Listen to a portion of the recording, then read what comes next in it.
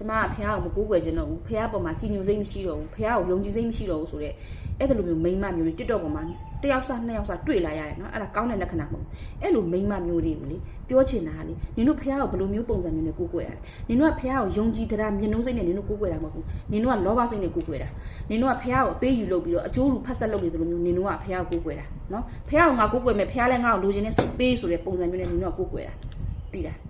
ဖះကသူ့ဟာသူဟောခဲ့ထားပြီးသားငါကက်တီရှင်လည်းမဟုတ်ဘူးတကိုးရှင်လည်းမဟုတ်ဘူးเนาะငါလမ်းညွန်စုံမတူလို့ဖះဟောထားခဲ့ပြီးသားမိမိကိုယ်တာကိုယ်ကွယ်ရဘယ်သူမပြုမိမိဆိုပြီးတော့လေအပြက်သားဟောထားခဲ့ပြီးသားเนาะအဲ့နင်တို့ကလေ